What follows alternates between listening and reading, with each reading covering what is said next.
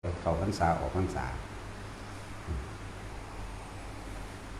ตั้งแต่จังหวัดสิออกพรรษาเป็นไงคือเขาเมื่อกี้นี่มันดอกนั่นแหละไอ้กระสานถามเฮาบ่ได้ห่วงกังวลในอนาคตของตนเฮาก็เลยหลุดพ้นจากอดีตไปนำแต่ก็ล่ะเฮ็ดปกติแต่ละมื้อแต่ละเว้นเฮาก็เฮ็ดปกติบ่คิดถึงอนาคตมันก็อดีตมันก็ถูกตัดไปพร้อมนั่นแหละบ่หวังหยังบ่ได้คำนวณว่าสิเป็นจังซั่นสิเป็นจังซี่บ่ได้สนใจเรียกว่าเป็นอากาลิโกบ่มีการบ่มีเวลาบ่มีมื้อวานบ่มีมื้ออื่นบ่มีฮอดมื้อนี้พุ่นแหล้วธรรมดาบ่สั่นแหละ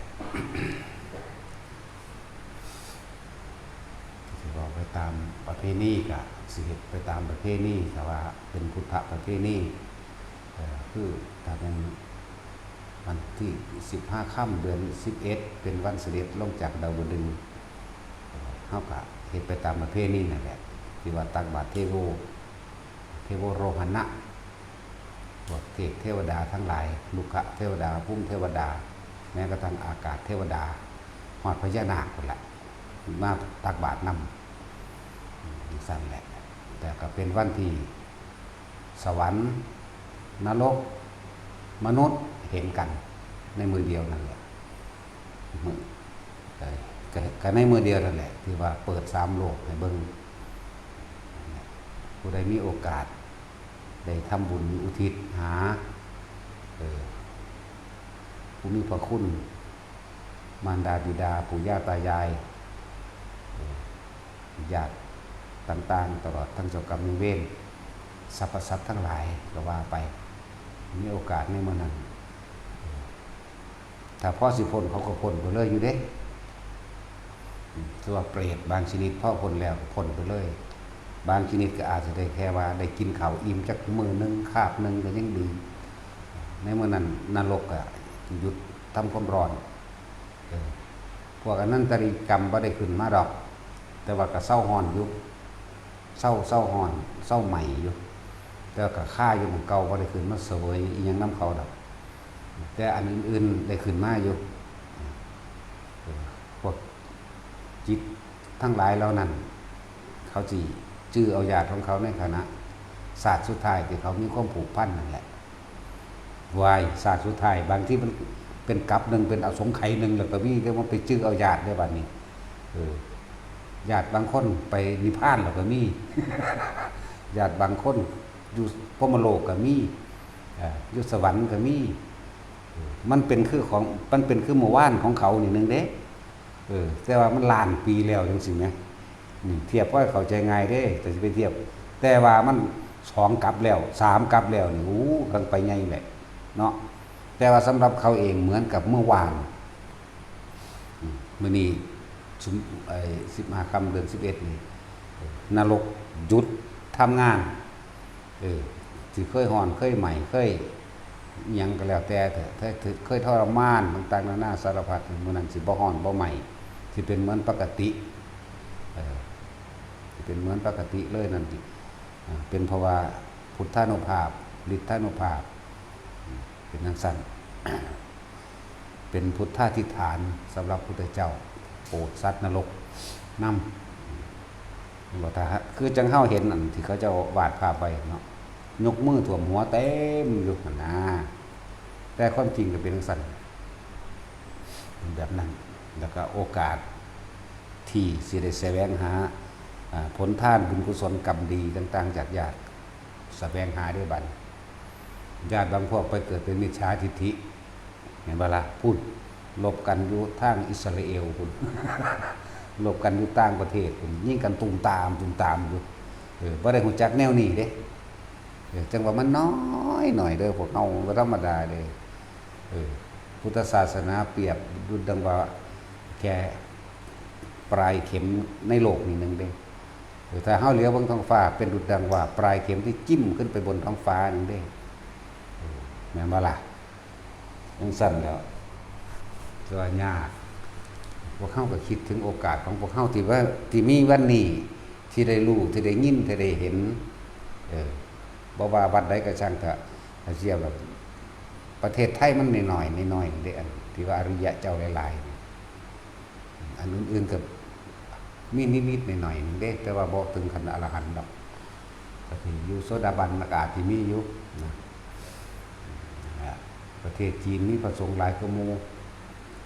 แต่ว่า18นิกาย500,000กว่านี่แหละประเทศเวียดนามก็มีคือกันแต่ก็10กว่านิกายเหมือนกันนะพม่าก็มี2นิกายลาวก็มีนิกายเดียวคือมหานิกายไทยที่มีประมาณโดย 280,000 รูปมี2นิกายมหานิกายครับธรรมยุทธจังซี่เนี่ยแต่สิเข้าถึงความจริงโดยแท้หายากเด้ผู้สินำความจริงออกมาแสดงนอกนั้นน่ะย่านตั้งแต่คนบ่มาเคารพนับถือย่านแต่คนบ่ศรัทธาเลยเฮ็ดไปตามชาวบ้านแล้วแต่ไม่ออกเมตตนแล้วแต่พวกเจ้าสิพาเฮ็ดมันไปแนวนั้นเด้พูดเอาไทบ้านได้เป็นผู้นำบ่ได้เอาพระธรรมบ่ได้เอาวินัยเป็นผู้นำเด้นี่แหละจังว่าโอ้ยมันซ้ำปลายเข็มจิ้มบนท้องฟ้านึงเด้ออันสิไปถึงของจริงมันได้หรือพระพุทธเจ้าว่าเปรียบเอาไว้นั่นน่ะบ่ผิดจักเม็ดเด้นั่นน่ะเพิ่นเอาปลายเล็บนิ้วก้อยเพิ่นซ่อนดินกันมานี่น้อยนี่ค่าอยู่ปลายเล็บนี่แหมอานนท์ดินในปลายเล็บของเรากับดินในปฐพีอันใดมากกว่ากันนะโมมันก็ตอบถูกอยู่อันใดหลายกว่ากันดินอยู่ปลายเล็บนี่กับอันในโลกอันใดหลาย เอามึงเป็นแม่มึงยังบ่เว้าบักฆ่าดิเลย ดินอยู่ปลายเล็บนี่กับดินเบิดโลกอันใดหลายกว่ากันฮะมันบ่ได้ใส่ความคิดงานดอกโอ้ยบักบ่มีสมองดินอยู่ปลายเล็บมันน้อยๆนี่กับดินก้อนดินเบิดโลกเบิดโลกของตัวมันหลายกว่านั่นแหละคนที่ไปสวรรค์นิพพานมีเท่านี้ว่าซั่นแม่นบาดส่วนคนที่ไปอบายภูมิมีเท่ากับดินในปฐพีไม่ธรรมดาจังซั่นแหละแต่ว่ามันหายากคือหยังนี่ผู้เพิ่นสั่งสอนที่นำความจริงออกมาแสดงที่บ่เป็นไปกับโลกที่บ่เอาโลกาธิปไตยบ่เอาคนทั้งหลายส่วนใหญ่เป็นผู้นำหลวงพ่ออินถวายวัดป่านาคำน้อยสิหลวงพ่อบุญมากคัมภีรธรรมโมสว่างเด่นดินแน่นี่มากหลวงตาสินทรัพย์ชะสิ้นคิดมันหลวงพ่อปราโมทโชนี่หลวงพ่อสุชาติอภิชาโตมันนี่เขาเจ้าสอนตรงๆแน่นะหลวงพ่ออันเยื่อนมันนี่หลวงพ่อโสภาสุมโนวัดน้ำเย็นเขาเขียวไปจังซี่หลวงปู่น้อยห้วยลิ้นไปจังซี่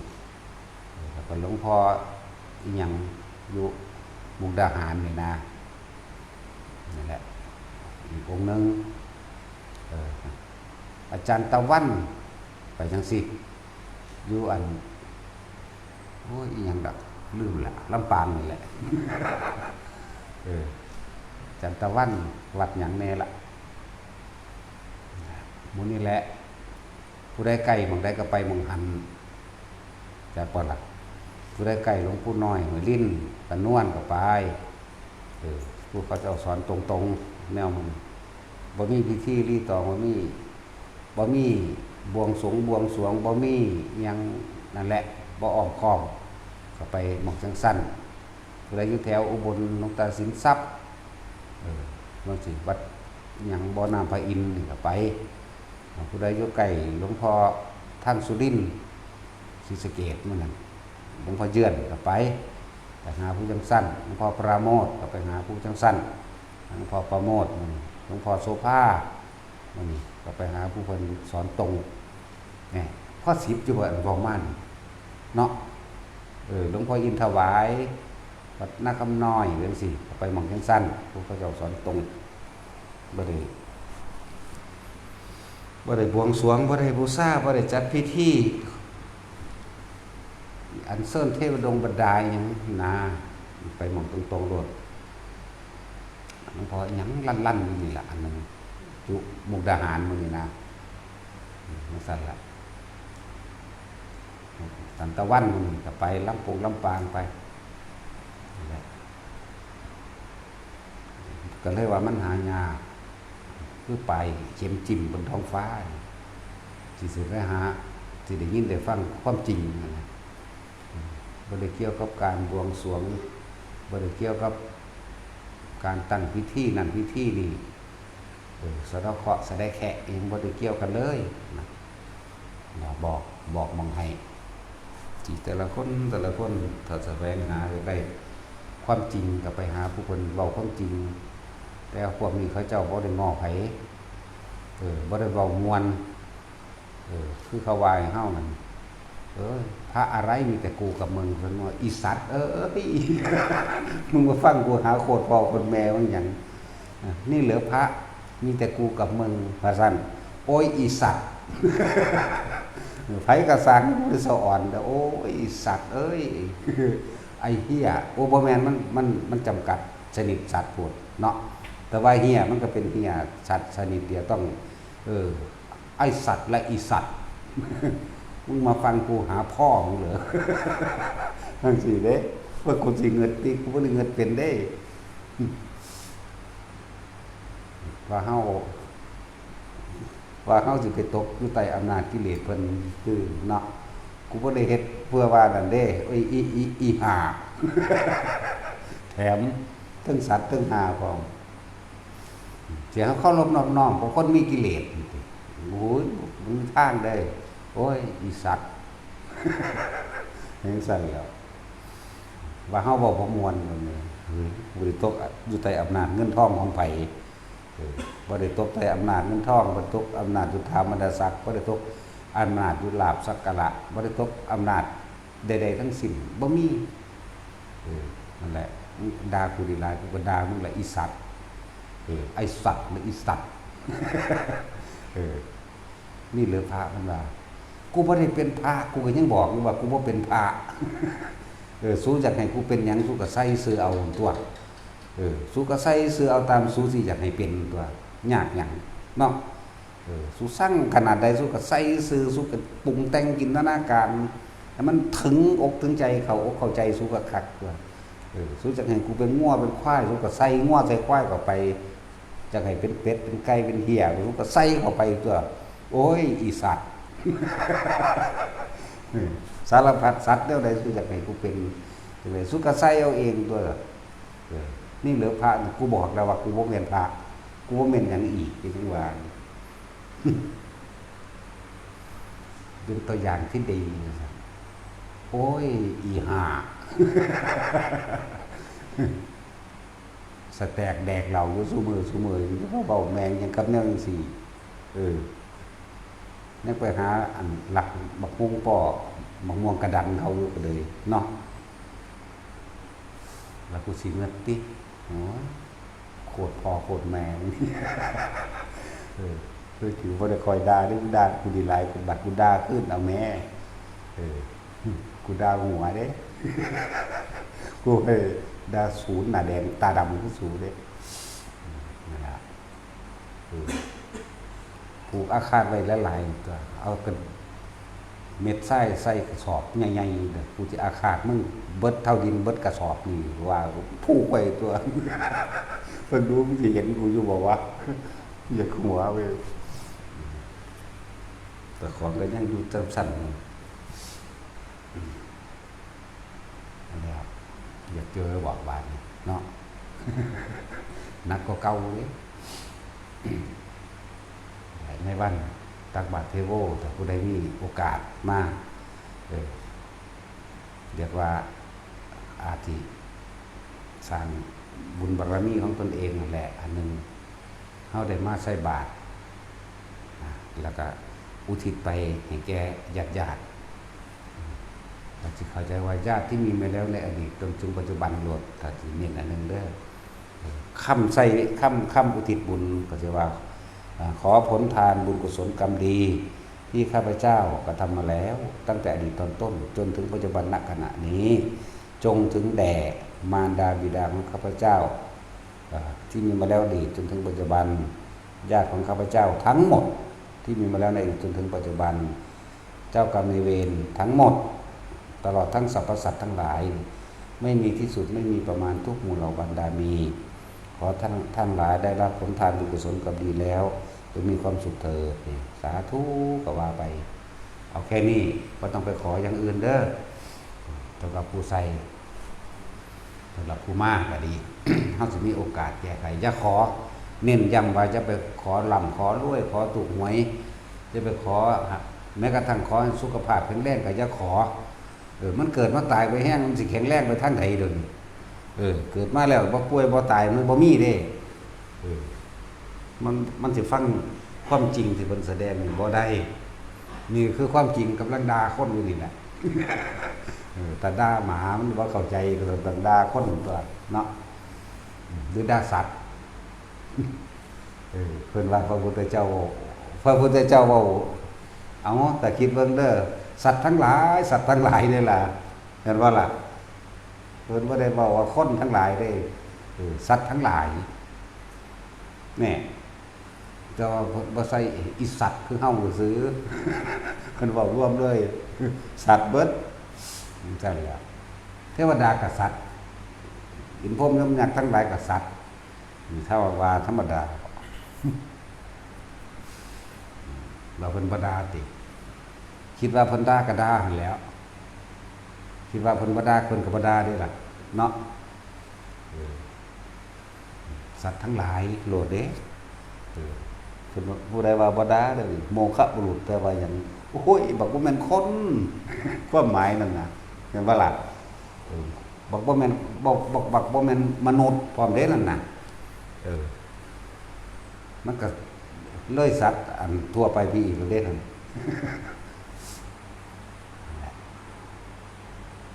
แต่ฟังอย่าบ่เข้าใจผู้ใดมีโอกาสมาใส่ก็เป็นการแก้ไขในปลายเหตุบางอย่างเจ้ากรรมนายเวรที่เคยคิดสุดท้ายเขาตายเพราะว่าอาฆาตเฮา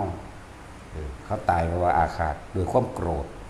นี่อารมณ์ความรู้สึกในความบ่พอใจโกรธเกลียวยังไง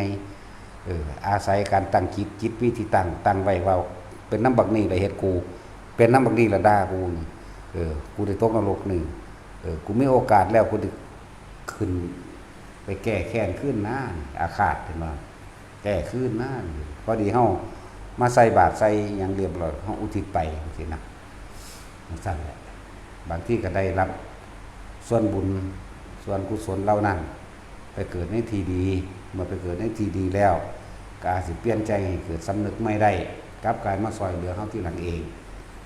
แต่ว่าผู้ที่เป็นมารดาบิดาผู้ที่เป็นญาติลุงป้าอาเอาผู้ที่เป็นหมู่พวกคนฝูงซึ่งถึกใจพอใจกันอยู่แล้วถ้าเขาได้ดีเขาก็กลับขึ้นมาซอยเขาเองดอกโดยบ่ต้องไปขอเพราะให้บุญรักษาเทวดาคุ้มครองกับภัยดอกเขาสิมาเอาเองเพราะทุกอย่างเฮาเฮ็ดเองมันก็ต้องเป็นของเฮาเองนั่นแหละแม่นบ่อยากได้มันก็ได้คือเก่าเพราะว่าเจ้าของเป็นผู้เฮ็ดด้วยว่าให้โอกาสมื้อนั้นแล้วมื้อเดียวพร้อมเด้อบ่แม่นว่าหลายๆมื้อที่เขาเจ้าว่าเฮ็ดมื้อใหม่ก็ได้จังซั่นซี่ก็อาจจะเป็นกุศโลบายในการให้คนทำบุญซื่อดอกคนทำบุญแต่ว่านรกเปิดก็เปิดมื้อเดียวหยุดทำการทรมานสัตว์มื้อเดียวเท่านั้นแล้วก็นรกก็มีอันเดียวกันเบิดทั่วโลกนี่บ่ได้เกี่ยวกับศาสนาใดๆทั้งสิ้นนี่คือความจริงโดยธรรมความจริงสิมีอยู่แบบนั้นมันเป็นแบบนั้นของมันบ่เปลี่ยนแปลงนรกกับนรกอันเดียวสวรรค์กับสวรรค์แบบเดียวกันนรกแบบเดียวกันพรหมโลกแบบเดียวกันผู้ใดมีโอกาสได้มากก็มาหรือวัดที่เพิ่นสถานที่ที่เพิ่นปฏิบัติดีปฏิบัติงามอยู่แล้วเป็นไปตามพระธรรมพระวินัยอยู่แล้วใกล้ทั้งพุทธไปทั้งพูนนั่นแหละ จิตใจของเขาเจ้ามุ่งมั่นเฉพาะพระนิพพานนั่นแหละเขาเจ้าเลยไปทั้งทาบุญนั้นมันสิบริสุทธิ์กว่ากันโยนนะหรือจิตของหมู่พระทั้งหลายแล้วนั้นเฮาได้ใส่บาตรหนึ่งผู้สงัดจากกาม ผู้ปราศจากกาม หมายถึงพระผู้ทรงฌานแล้วก็ผู้ยังมรรคผลอันเป็นโสดาปฏิมรรคให้เกิดขึ้นผู้ที่เข้าถึงพระโสดาบันแล้วจังสิก็มีนะอันนี้บุญทั้งหลายที่เฮ็ดไปนะผลท่านบุญกุศลกรรมดีทั้งหลายที่เฮ็ดไปมันสิบ่ตกข้างกับเพิ่นมันสิไปหาญาติเฮาเลยมันสิไปได้รับโลดนั่นแหละมื้อนึงที่เป็นมื้อโอกาสที่เปิด3โลกธาตุก็ดีเรื่องวัดเปิด3โลกเปิด3แดนก็ว่าเปิด3โลกก็ว่าผลท่านบุญกุศลกรรมดีที่เฮานึกและก็เป็นโอกาสดีอย่างหนึ่งก็คือว่าตะเกาก่อนเวลาเฮาท่านเฮาสิมีแต่ขอนั่นขอนี่แลกนั่นแลกนี่เด้บางผลในท่านมีจิตบุพในผลในท่านนั่นแหละแต่สิเว้าตามนั้นมันขอถูกหวยรวยเบอร์มั่งขอโรคภัยไข้เจ็บบ้างขอไปเกิดมั่งดีมั่งก็อาชีพการเงินการงานยศถาบรรดาศักดิ์ขออุปสรรคทั้งหลายให้ผ่านพ้นไปได้สมหวังมุ่งมา่ปรารถนายังก็ว่าไปตะกี้ทุกคนเคยเห็นมาแล้วปึ๊ดทุกคนเลยอยู่ในนี่เบิดเลยอยู่นี่แหละเป็นโตเฮาผู้เดียวเบิดเลยทั้งหมู่บวชเข้ามานี่ก็เหมือนกันแล้วบ่เคยขอหยังอยู่แล้วบ่เคยขอมันเป็นมาตั้งเกิดอันนี้วันนี้เฮาได้โอกาสนั้นเฮาก็เลยเรียกว่าของเก่ามันเหมือนเดิมคือเฮาเฮ็ดไปแล้วเฮาให้ทานแต่ว่าเฮาแลกของทานตัวนั้นบ่มีอานิสงส์แต่เป็นของเฮาเหมือนเก่าหมายถึงผู้เฮาเฮ็ดเองน่ะแหมบ่มีอานิสงส์อานิสงส์คืออารมณ์อันพึงปรารถนาที่ควรจักได้คือได้บุญได้สงบในขณะที่ท่านขาดออกไปแล้วนะมันก็ตั้งอยู่เหมือนเดิมแต่ว่าของนั้นก็เป็นของเฮาเหมือนเก่าแต่กี้เฮาขอเฮาแลกตัณหาคืออย่างเหนียวเนี่ยมันดึงลังไว้การอุทิศบุญเลยบ่ไปอุทิศผลท่านบุญกุศลกรรมดีมันเลยบ่ไปหาญาติหาพ่อหาแม่ปู่ย่าตายายหรือสิ่งทั้งหลายที่เฮาทำบุญเอาไว้บางคนก็ทำกฐินผ้าป่าแต่ว่าขอแต่ว่าแลกบางคนก็ทำบุญอุทิศหาพ่อแม่โดยกฐินผ้าป่าหรือผ้าเวทอิหยังก็แล้วแต่ทำบุญบางที่ก็ฆ่าสัตว์ฆ่างัวฆ่าควายกินเหล้าเมายานั่นนี่ของนั้นเลยบ่ไปนั่นแหละหลายอย่างอยู่ดอกแต่สิเว้าไล่มาทั้งเบิดกับมันก็บ่เบิดละมันหลายอยู่แต่ว่าในถ้าเฮาตั้งจิตไว้ดีแล้วตั้งไว้ว่าเฮาสิบ่ขอเฮาสิบ่แลกแล้วบัดนี้เฮาก็เรียกว่าถ้าสิเว้าเรียกว่ารวบรวมบุญเก่าๆที่เคยสั่งสมมาแล้วในอดีตชาตินี้ละนะอดีตชาตินี้ละที่เป็นผลทานบุญกุศลกรรมดีต่างๆที่เฮาเฮ็ดไว้มันสิไหลร่วมหน้าในมื้อนี้ในมื้อ15ค่ำเดือนสมมุติว่าเฮาสิมาทำบุญอุทิศเข้าใจบ่ก็ไหลร่วมมาในมื้อนั้นแหละมาแล้วขอผลทานบุญกุศลกรรมดีที่ข้าพเจ้ากระทำมาแล้วตั้งแต่อดีตตอนต้นจนถึงปัจจุบันณขณะนี้จงถึงแด่มารดาบิดาของข้าพเจ้าทั้งหมดญาติข้าพเจ้าทั้งหมดเจ้ากรรมนายเวรทั้งหมดตลอดทั้งสรรพสัตว์ทั้งหลายไม่มีที่สุดไม่มีประมาณทุกหมู่เหล่าบรรดามีขอท่านทั้งหลายเหล่านี้จงได้รับผลทานบุญกุศลกรรมดีนี้และจงมีความสุขเถิดสาธุคำเดียวพ่อจากว่าล่ะถ้าจะชิ้นในอธิษฐานอะไรก็ว่าขอบุญนี้จงเป็นปัจจัยให้ข้าพเจ้าได้ถึงซึ่งพระนิพพานในปัจจุบันชาตินี้เถิดก็ว่าไปแต่มันชิ้นตั้งแต่กี้มันมีแต่จะพบเมืองแก้วแค้วบ่งมานเด้เนาะเดี๋ยวพบพระศรีอานอนาถตการนูนเทินไปมันจะไปพองได้ไปเกิดเป็นหมาอยู่ในสมัยนั้นมันสิรู้เรื่องอยู่บ่ล่ะไปเกิดเป็นหมาบ่ไปเกิดเป็นแมวเป็นไห่เป็นไก่เป็นเป็ดบ่ก็เขาจะฆ่าเจ้ากินซ้ำนั่นแหละ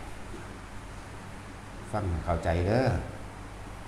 สิ่งที่เฮาบ่ต้องการได้นั่นแหละคือสิ่งที่เฮาสิได้กลับขึ้นมาอานิสงส์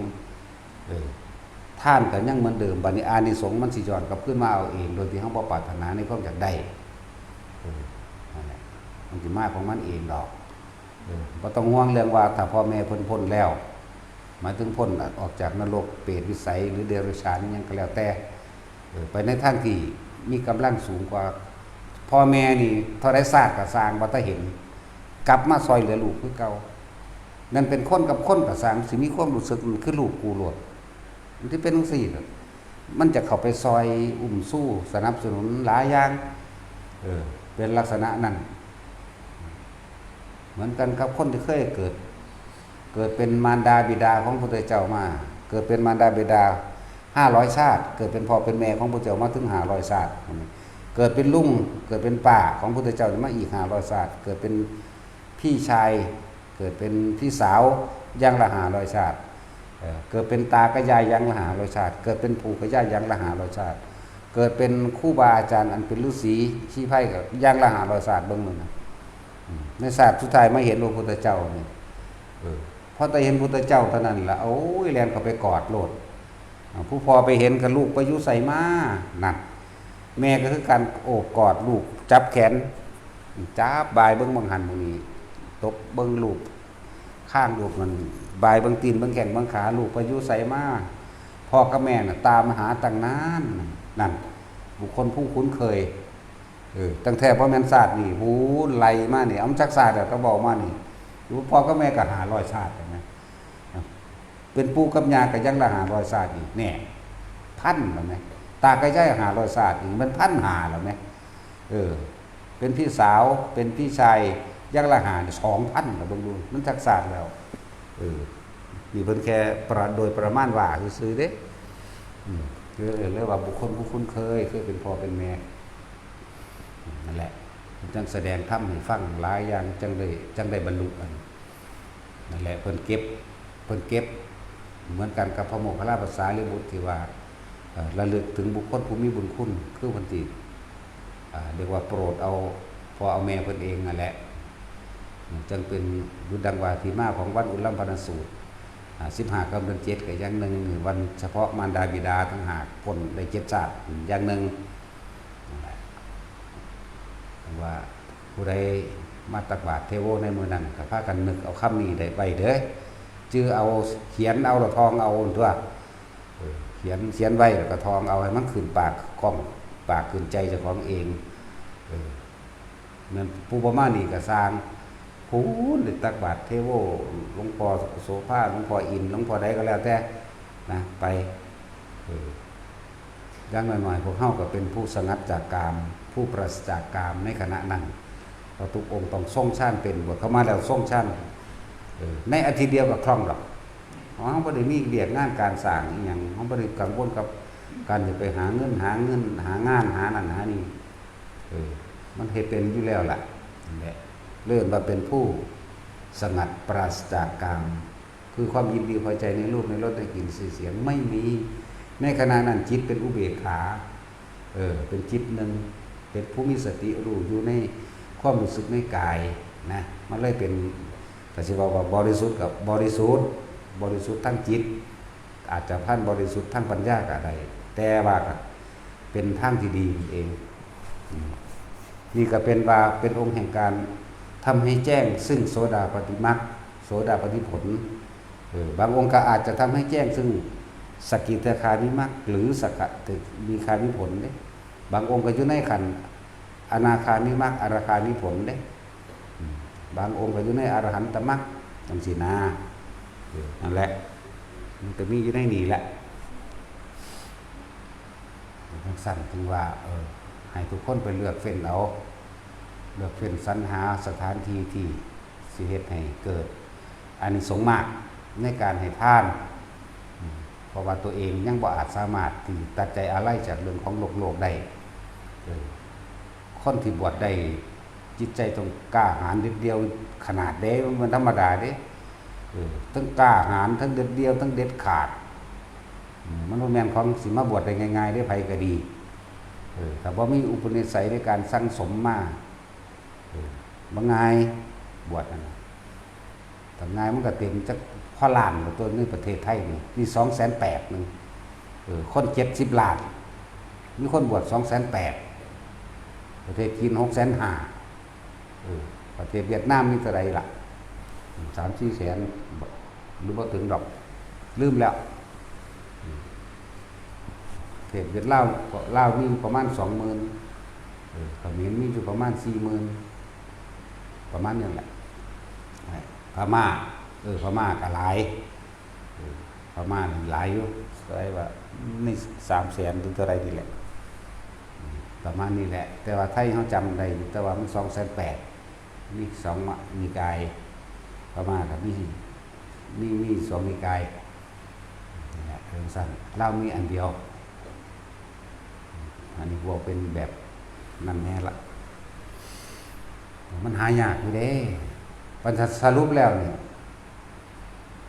พอ2 ล้านมันตั้งแต่บามานี่เนาะ5 ล้าน 8 5 ล้าน 8 แสนจีนโอเวอร์แมนอัน580,000มัน5 ล้าน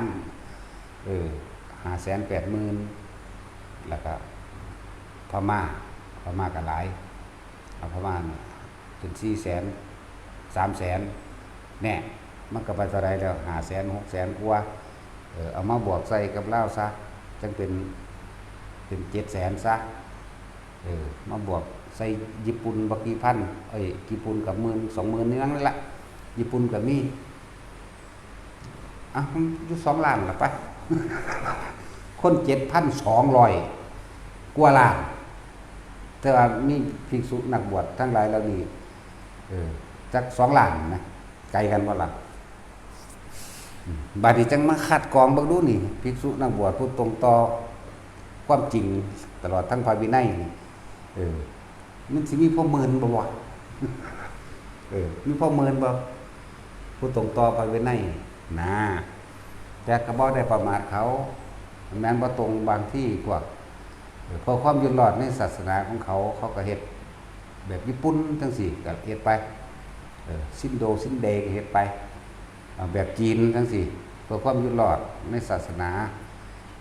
ขึ้นชื่อว่าความเป็นสงฆ์มันก็มีในโตอยู่แล้วล่ะบางที่ก็พระมีเมียจังซี่ในญี่ปุ่นจังซี่เขาอาจจะเป็นโสดาบันก็ได้นั่นแหละอาจจะมีอยู่ในหันแหละพระจีนพระเวียดนามพระพม่า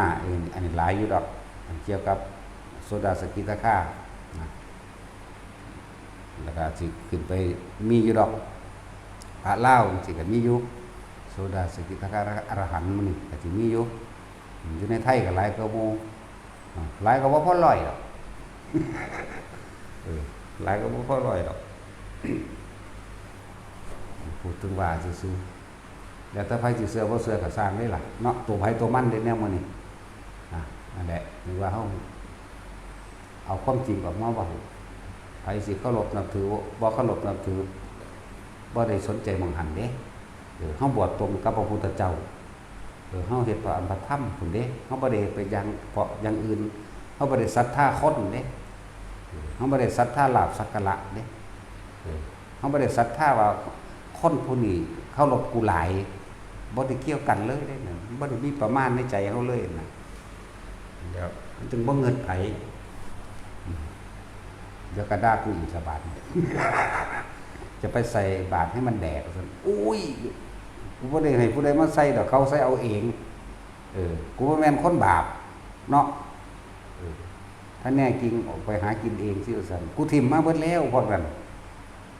บ่อึดผู้หาให้กูกินมาเทวดาพุ่นพวกน่ะเงินเป็นอยู่บ่บาดเนาะแต่สิไม่บ่มีกินมันยากหยังหมาอยู่นี่7-80 ตัวขากินก็ได้ตัว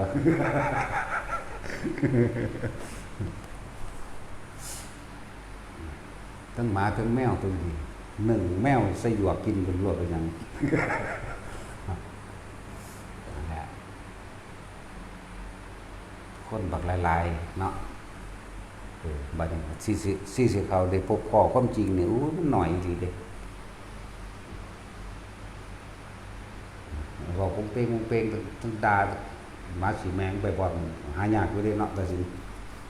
ญาติมีผู้เดียวเด้เนาะ ผู้อื่นก็บ่ด่าปานนี้เด้ แต่เครียดหลายก็ปู่ก็ตายแต่สั่งก็กินขี้ดังเขียนจดหมายบอกกู กูสั่งมึงกูกินขี้ดังเยอะแล้วกูเขียนไว้ตัวกูเครียดให้มึงแหงคักกูเลยผูกคอตายเขียนจดหมายบอกเนาะถ่ายรูปให้บุคคลถ่ายรูปให้พร้อมส่งมาบัดนี้กูจะโอ้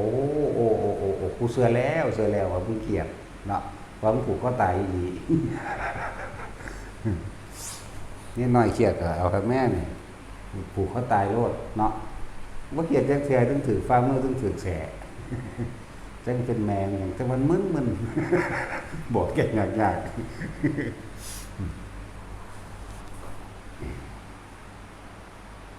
เราแต่ซีเรียสดอกเด้อ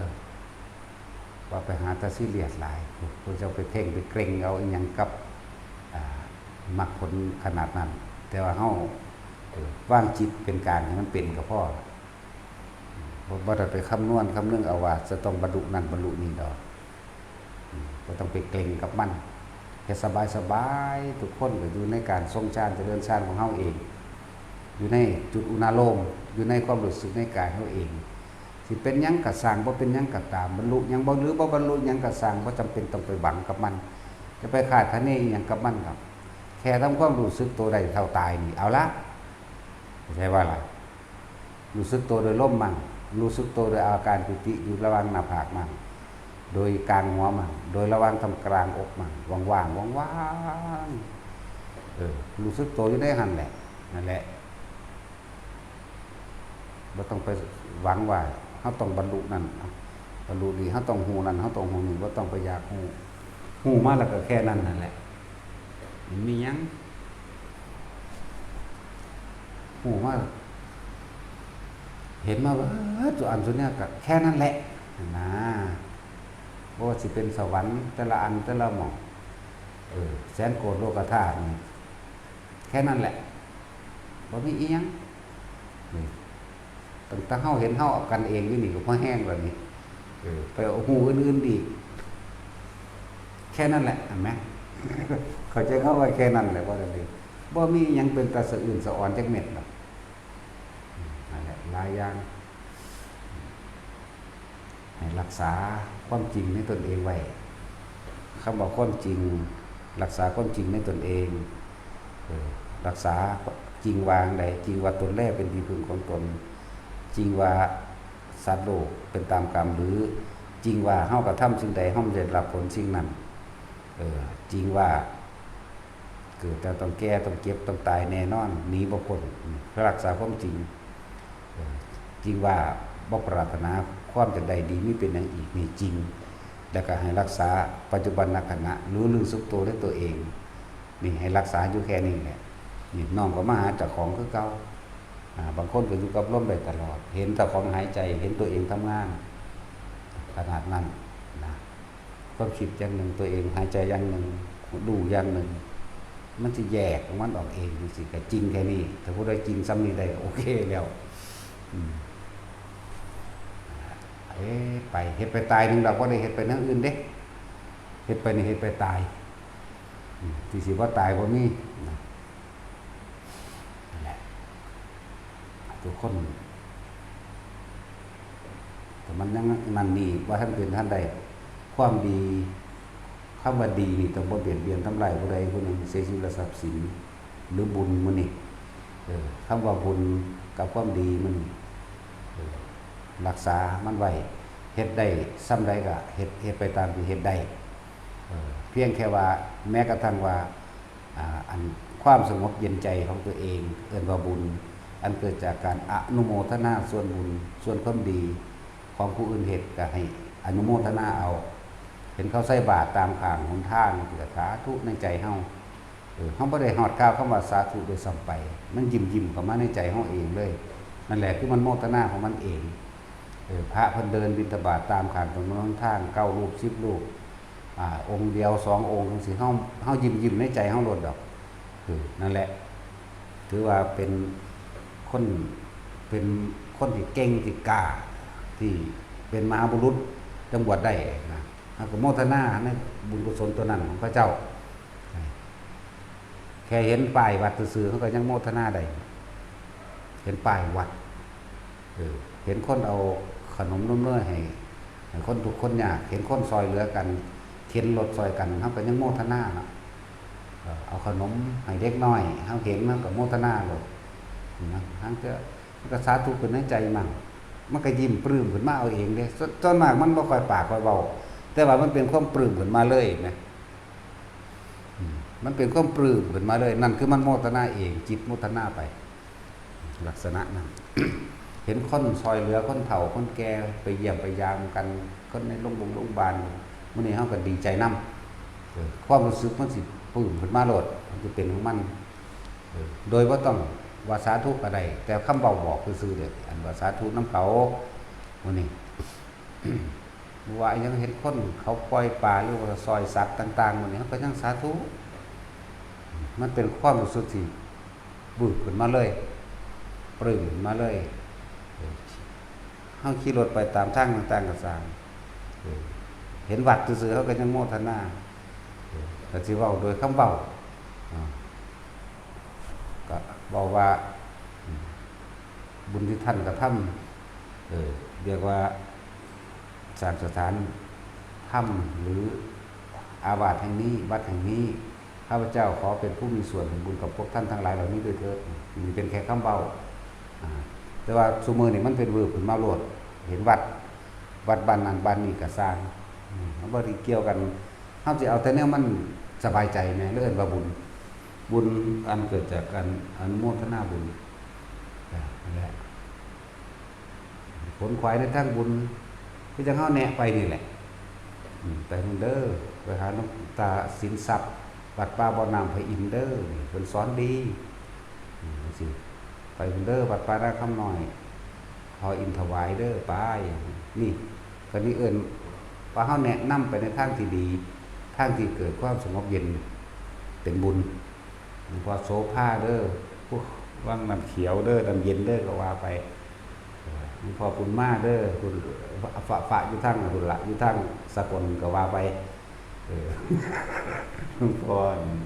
เยือนเด้อไปจันตะวันเด้อก็ไปนะครับเขาบ่ได้ไปหวงหยังเด้เขามันจะได้หยังเนาะใช่แล้วอันพวกที่ยังมีการบวงสรวงแต่งแก่มีการจะไปหมองจังซั่นจักนั้นก็ผ้าสร้างบายสีสู่ขวัญพญานาคอันนั้นอันนี้ผิดทางอันจากว่าล่ะผิดทางเบิดเป็นพวกเฮ็ดจังซั่นอยู่นั่นอ้อมแอมเหลือเกินกว่าสิพลิกปีนตัวเองดึงขึ้นมาสู่ความจริงได้ยากคนนั่นแหละไปลักษณะที่เขาเจ้าสอนตรงหมดแนะนำให้แต่ละหม่องหลวงพ่อประโมทเฮาก็คงจักอยู่ได้ว่าเพิ่นเว้าม่วนมันว่าบ่แม่นอาจจะยาใส่เฮาเนาะเฮามันถนัดด่าก็ตัดสินถนัดด่าเด้แต่ว่าด่าเราบ่เป็นกูละมีแต่กูกับมึงพระเหล่านี้ซั่นโอ้ยอีห่าอีสัตว์ได้อีกก่อนได้ซ้ำกันอีโคตรพ่อโคตรแม่มึง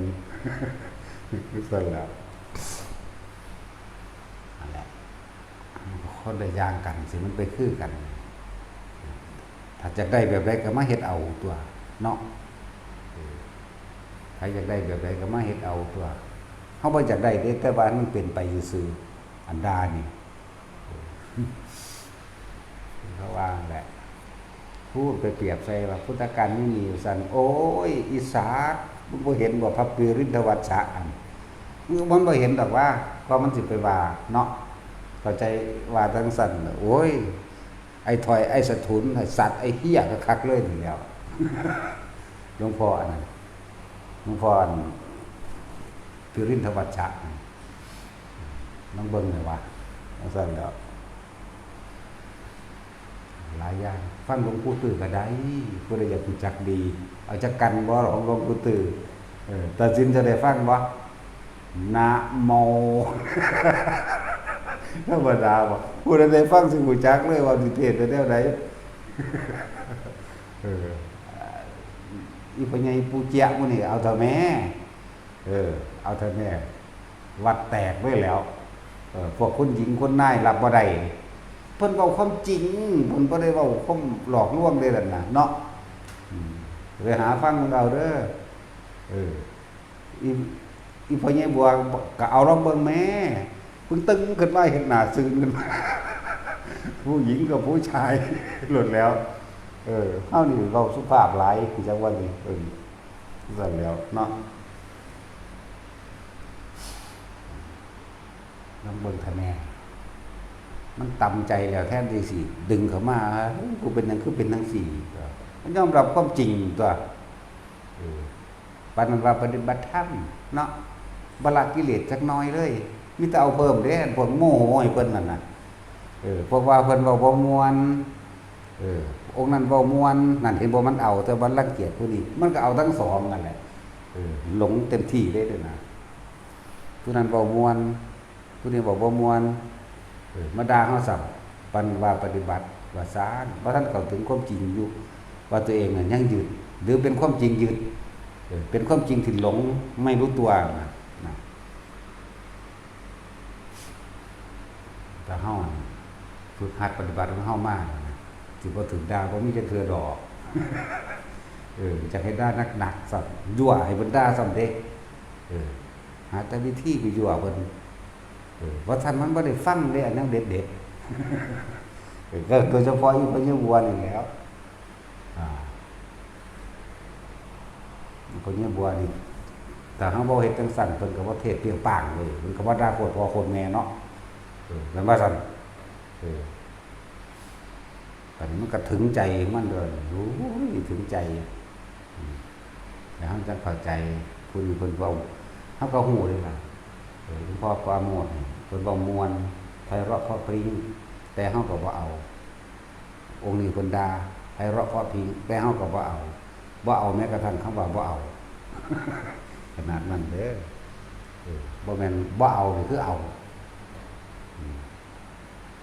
จักว่าล่ะตาสิเจ้าเข้าใจบ่นี่บ่เอาแบบนี้นั่นล่ะมันเอาแบบนี้ก็หังเอานะรู้ว่านี่มวลอันนี้บ่มวลรู้ซื่อๆแต่ว่าเอาทั้งเบิดนั่นแหละแล้วว่ามองได้เพิ่นด่าเพิ่นดุตัวเบิ่งเจ้าของตัวบ่นี่ว่าเจ้าของละอีหยังใดนี่ยังภาษาแค่คำด่าซื่อๆก็ยังศูนย์มั้ยเนาะเสือเขาสิมาตีมาขาดโอ้ยไปกันใหญ่แล้วบ่สอนแม่งดอกอีห่านี่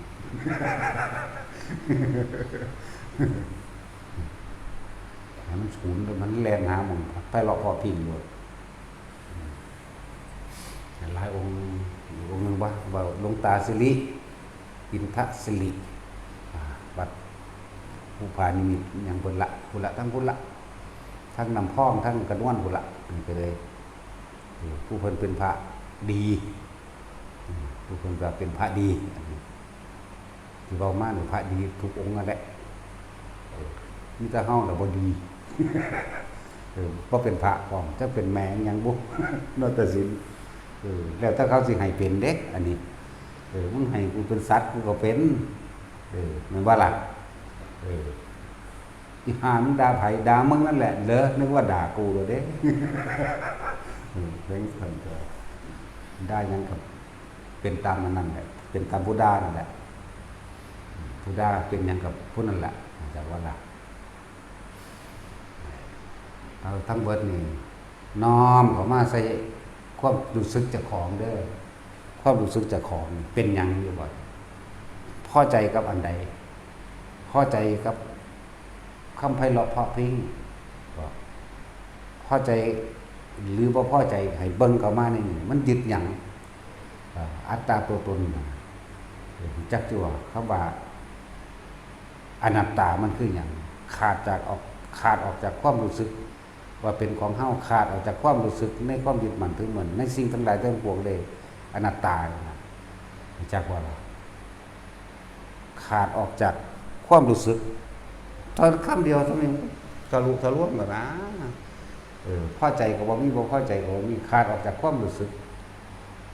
ในความยินดีความบ่ยินดีก็ขาดเอาเองมันขาดตัวนี้แล้วนะแล้วฝึกทุกสิ่งทุกอย่างก็ต้องอาศัยการกระทบกระทั่งตัวมันจังสิเห็นความจริงของเจ้าของเนาะกระทบทางดีติดดีเด้บัดนี้กระทบทาง ทั้งมวลทั้งไพเราะพอพิงทั้งเขาจะว่ามวลเดี๋ยวคุณโยมเดี๋ยวอาตมาจะพานี่นะเราจะสร้างพญาท้าวเวสสุวรรณนะเพื่อโชคลาภผู้มักทั้งสี่วะโอ้ยอีห่าเอ้ยกูบ่มียังเถื่อเด้เขาจะด่าใครก็ด่าไปหมดเด้เนาะถ้ามันดีมันเกิดมาหาโคตรพ่อโคตรแม่มึงกันอีสัตว์เนาะแต่สินั่นแหละเฮาก็บ่ได้ดีเด้มันยังเกิดอยู่ในว่าสัตว์ถ้าดีบ่มาเกิดเฮาพยายามที่สิละทุกอย่างละหยัง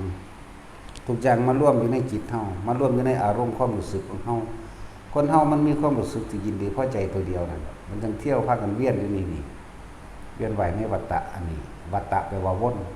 สังขารแปลว่าความคิดแปลว่าวัฏฏะสงสารวนเวียนว่ายเป็นไปตามความคิดความเห็นของตัวเองว่าเฮาจะแสวงหาความสุขความสมหวังความพอใจนี่แหละมันพาเวียนพาวนก็ความคิดของเฮานึกคิดปรุงแต่งไปก่อนทั้งนั้นแหละปรุงแต่งไปแล้วเกิดอารมณ์พอใจมั่งบ่พอใจมั่งในความคิดนั่นแหละทั้งที่คิดว่าเขาจะเฮ็ดดีนำเสริญมันคือจะดีนะ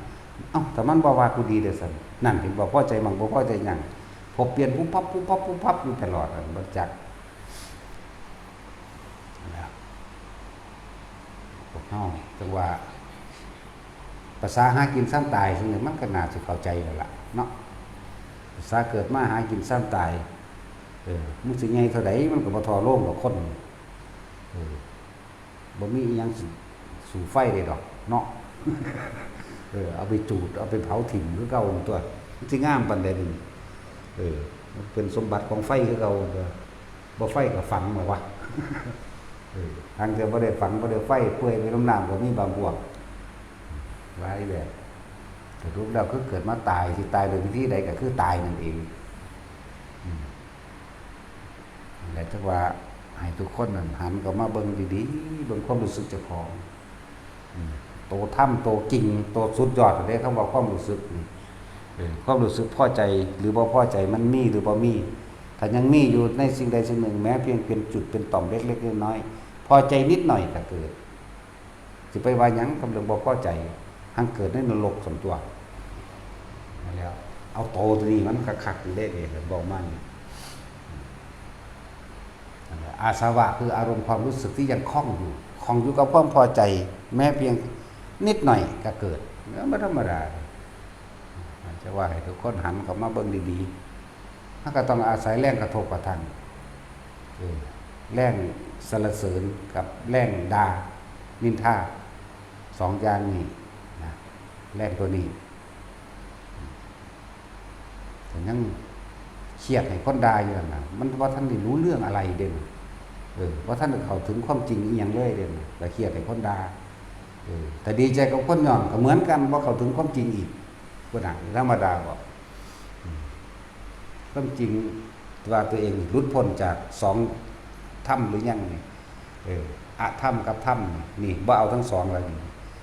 มิตรรู้ท่านอันนี้คนนี้บอกเป็นอะถ้ำคนนี้บอกเป็นถ้ำนี่คนนี้บอกเป็นกุศลคนนี้บอกเป็นอกุศลมันก็รู้ของมันสื่อแต่ว่ามันบ่เอาความคิดเห็นที่ผู้นี้แสดงออกมาอันนี้เป็นความเห็นทางมิจฉาอันนี้เป็นความเห็นทางสัมมามันก็บ่เอามันรู้ซื่อๆมั้ยแล้วมันบ่ได้เอาเด้มันก็ขาดออกจาก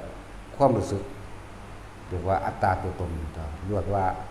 ถ้าภาษาบาลีเพิ่นว่าอนัตตา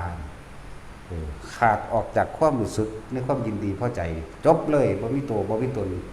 บ่แม่นคนบ่แม่นสัตว์อีกบ่มีหญิงบ่มีชายอีกมีแต่รู้แต่คำว่ารู้ซื่อๆกันเอาครับมาเว้ารู้ล่ะ มันพอรู้นี่บ่มีตนบ่มีตัวแล้วก็รู้ว่าบุคคลผู้นี้บอกเป็นสัมมารู้ว่าบุคคลผู้นี้บอกเป็นมิจฉารู้ว่าดีรู้ว่าเลวรู้ว่าบุญรู้ว่าบาปนี่เนี่ยมันก็รู้ซื่อๆเด้แต่ในความรู้นั้นบ่ได้เอา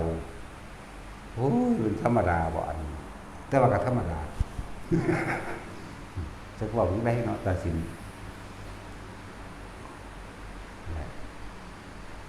เลยพอเข้าพยายามสังเกต ความรู้สึกตัวเองนั่นแหละคำว่าทำคือมันคงอยู่จังสั่นมันบ่เปลี่ยนไปอย่างอื่นคำว่าคงอยู่ไปในทางความรู้สึกที่พอใจและบ่พอใจก็คงอยู่ในการเกิดเมื่อมีการเกิดแล้วก็แก้ก็เก็บแล้วก็ตายแต่ยังมีความคิดปรุงแต่งแสวงหาความใดดีมีเป็นเกิดนั่นแหละคงเรียกว่าถ้ำไม่แปรสภาพเป็นอย่างอื่นต้องเป็นเช่นนั้นสัตว์ทั้งหลายเป็นว่าแต่เกิดเพราะมีความคิดนึกถึงความอยากใดอยากดีชีวิตไม่อยากเป็นเมื่อเกิดแล้วที่จะไม่แก่ไม่เจ็บไม่ตายไม่มีลักษณะนั้นนี่ว่าคงสภาพความเป็นเช่นนั้นของสัตว์ทั้งหลายที่เกิดความเป็นเช่นนั้นของสัตว์ทั้งหลายที่ไม่เวียนว่ายตายเกิดคือการหยุดคิดนึกปรุงแต่งในความอยากใดดีไม่เป็น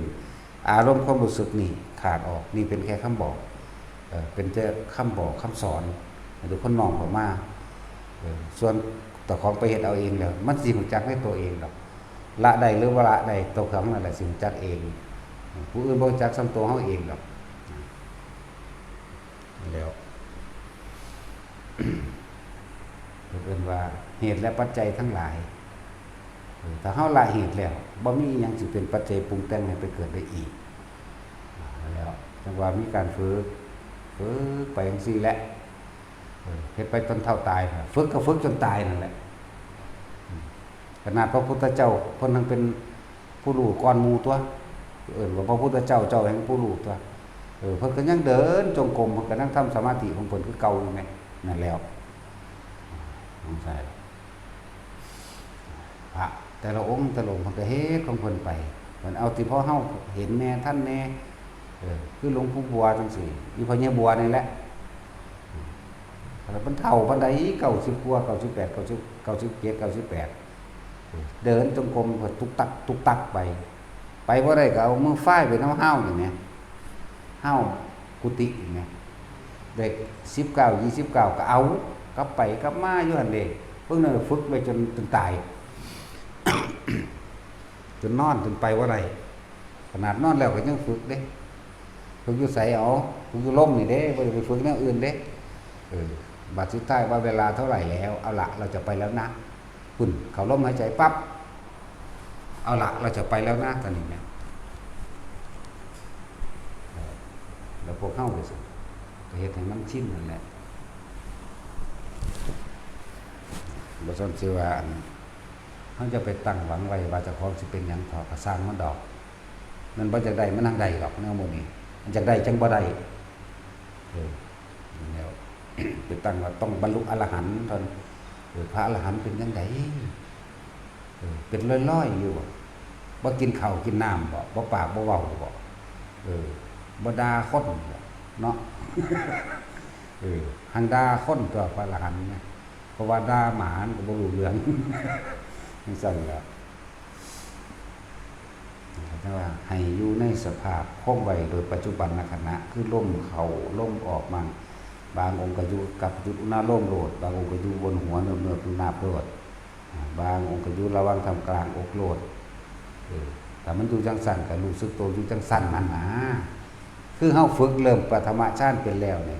ขั้นต้นรู้ลมหายใจกับอุณาโลมเกิดขึ้นได้แล้วนี่ขั้นที่2มันบ่ได้นึกถึงลมโดยซ้ำอยู่ดีๆหมายถึงบ่คิดมันก็ปึ๊บขึ้นโลดก็อยู่กับความรู้สึกนั่นบัดนี้ก็รอเบิ่งว่ามันเคลื่อนขึ้นหัวก็อยู่หัวมันเคลื่อนไปตามร่างกายก็รู้ว่ามันอยู่ในร่างกายนี่ไม่รู้สึกโต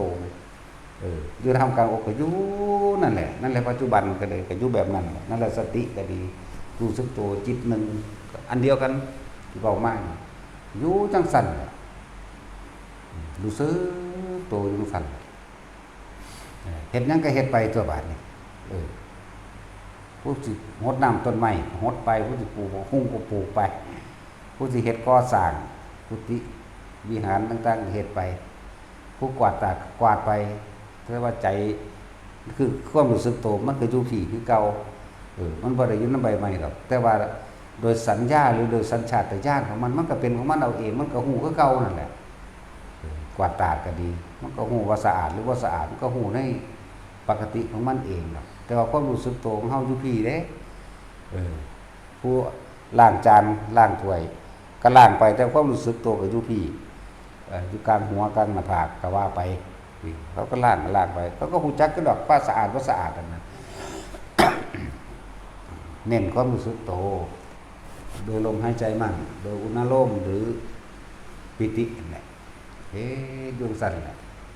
ตอนนั้นเขาส่งอารมณ์เป็นกุศลเราเด่นความดีทั้งเบิดไหลร่วมมานี่ทั้งเบิดเราเด่นมันท่านศีลเนกขมะปัญญาวิริยะขันติสัจจะอธิษฐานเมตตาอุเบกขาได้เป็นบาดนี่อยู่นี่แหละอุเบกขาแต่ว่าเราทำให้บ่อยทำให้มากชินกับการอยู่ตรงกลางระหว่างระหว่างสุขระหว่างทุกข์ระหว่างสรรเสริญและนินทาระหว่างระหว่างได้มาเสียไปหรืออยู่ตรงกลางทำกลางระหว่างทุกอย่างเลยไงมันเป็นอุเบกขาไหมมันเลยอยู่ทำกลางจะบอกดีใจหรือเสียใจมันก็บ่มีเฮาชินอันนี้ว่ามันชินอันแล้วหลายเบิ่งเด้อท่านศีลเนกขมะปัญญาวิริยะขันติสัจจะอธิษฐานเมตตาสุดท้ายมาอุเบกขาใส่ความรู้สึกตัวนี้เป็นเครื่องยืนยันตนเองอย่างนี้จากกายเวทนาจิตเวทนากายก็พ้นจากคำว่าธรรมคือสภาพทั้งหลายสภาพทั้งหลายที่ทำให้สัตว์เกิดทำให้สัตว์ไม่เกิดก็ยุคกลางมันนี่แหละหรือจะให้เกิดหรือไม่เกิดกระจางก็ยุคนี่แหละอยู่นี่แหละฝึกง่ายๆแต่คนนั้นฟังโดยเข้าใจแล้วความรู้ที่มีมาก่อนที่เคยได้ยินได้ฟังผู้อาจารย์ทั้งใดสอนมากก็ตามหนังสือเล่มใดก็ตามที่มีปึ๊ดเหมือนกับเราไม่รู้อะไรเลยเริ่มต้นใหม่แค่เหลือบตาดูปลายจมูกตัวเองต้อมสายตาเข้าสายปลายหูดังโฟกัสเข้าจุดปลายหูดังบ่แม่นปลายหูดังเดี๋ยวมันสิเข้าใจไหมว่าเขาหูดังทั้งพี่ปลายต้องมองนี่นะปลายจมูกต้องมองแล้วก็หายใจเข้าย่าวก็ตามสั่นก็ตามจนกว่าความรู้สึกอยู่ระหว่างกลางคิ้วจะเกิดนึบนั่นแหละจุดเริ่มต้นอยู่บัดนี้อยู่ที่ว่าเจ้าสิรักษาความรู้สึกนั้นได้ไปขนาดใดรักษาได้5 นาที10 นาทีต่อมื้อก็เฮ็ดไปห้วยก็อยู่ได้24 ชั่วโมงดีแล้วแม้กระทั่งนอนหลับพุ่นได้ทั้งนั้นแหละเฮ็ดไปเถอะจะว่านอนหลับแล้วสิหูเมื่อบอกซั่นมันค่าหยังสิบ่หูเมื่อมันเห็นเจ้าของนอนเห็นเจ้าของหายใจอยู่พุ่นตัวนั่นแล้ว มันก็สูญหายไปไหนดอกสิ่งที่เฮาเฮ็ดไว้ในความสงบเย็นของเฮา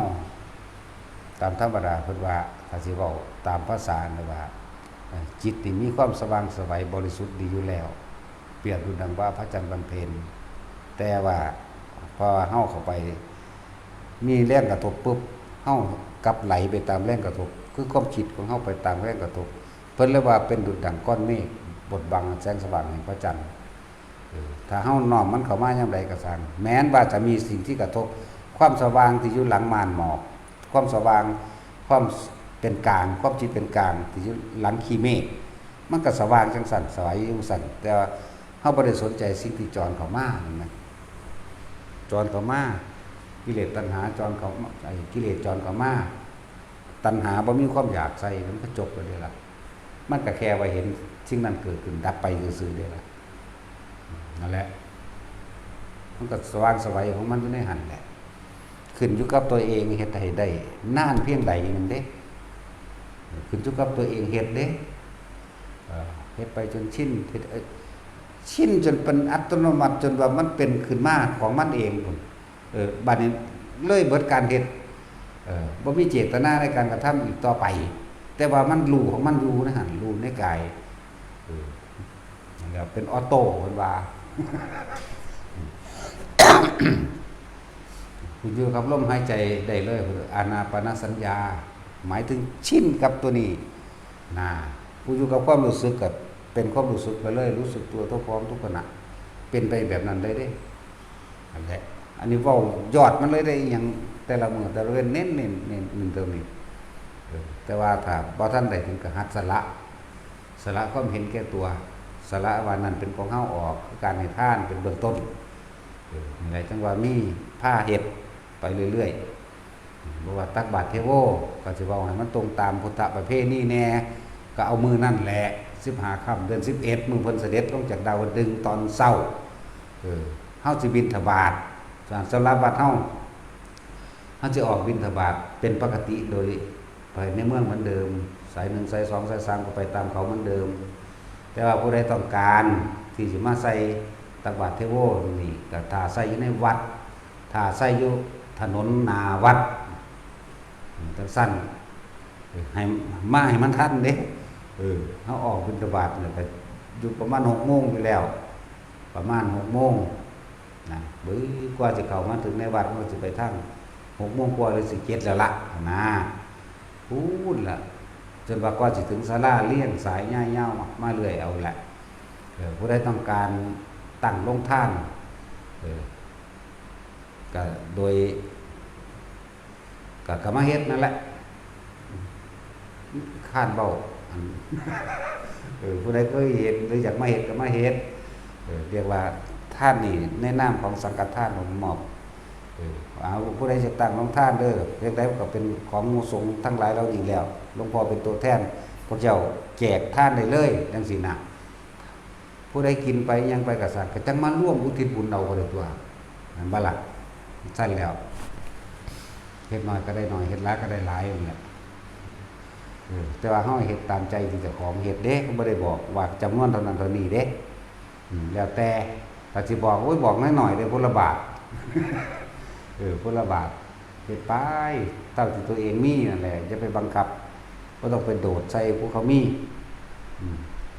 ก็เขาเฮ็ดมาหลายเขาก็มีหั่นตัวเนาะเดี๋ยวเขาเฮ็ดมาน้อยก็น้อยส่ำเก่าพุ่นล่ะคิดเอาแล้วผู้ใดมีหยังทานก็ทานไปบ่ได้มีหยังพิเศษดอกก็แค่ว่ารักบาทไหลมาเรื่อยนี่ก็เทศนิดๆหน่อยๆแล้วก็รับพรอายุวันโนสุขังพลังนั่นแหละ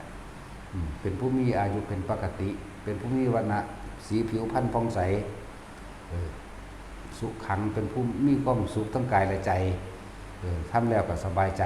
และกายก็พอได้รับความปลื้มปิติสบายกายไปนำเป็นผู้มีพละคำว่าพละนี่แปลว่ากำลังทางปัจจัย4ก็แม่นเด้คำว่าพละนี่กำลังทางอาหารยาสรุปคือหงที่อยู่อาศัยของตนกำลังทางสติและปัญญานี่คำว่าพลังอายุวโนสุขังพลังนะแล้วก็มีปฏิภาณไว้ผิดพร้อมนี่มันสินี่ละอานิสงส์ในการให้ท่านทำมันท่านถึงในสถานที่ที่หนึ่งเป็นผู้สงัดปราศจากกามไม่มีกิเลสเพียงดำเนินในขณะที่เขาเจ้าทรงสร้างเจริญสร้างบ้างอยู่จุดเป็นอุเบกขาทั้งหลายแล้วนั้นมันเป็นเจโตวิมุตติแล้วเหลือแต่ปัญญาวิมุตติซื่อๆเด้แต่ว่าเรื่องความหลุดพ้นทางจิตคือมันบ่คิดบ่นึกเลิ่นหลุดพ้นทางจิตจากว่านี่หลุดพ้นทางบ่คิดบ่นึกความรู้สึกในความพอใจแล้วบ่พอใจหรือโกรธเกี่ยวมันสิมีมาจากไสเจโตวิมุตติเนี่ยมันอยู่นี่แล้วจากว่านี่เหลือแต่ว่าคำว่าปัญญาวิมุตติเป็นจังไดเวลามีเรื่องกระทบกระทั่งปุ๊บปั๊บประมาณนี้มันบ่นำเข้ามาคิดบ่มานึกเพราะว่ามันเห็นความเกิดความดับพอเห็นของที่บ่จีรังยืนแล้วนี่เฮาบ่เข้าไปถือแล้วขาดออกจากความเป็นอัตตาตัวตนไปแล้วขาดออกจากความรู้สึกที่ยังคล้องอยู่ขาดมันก็เป็นอนัตตาของมันบ่นำเข้ามานี่ก็เลยเป็น2อย่างก็คู่กันอยู่แล้วมันจังสิเป็นสิ่งที่สมบูรณ์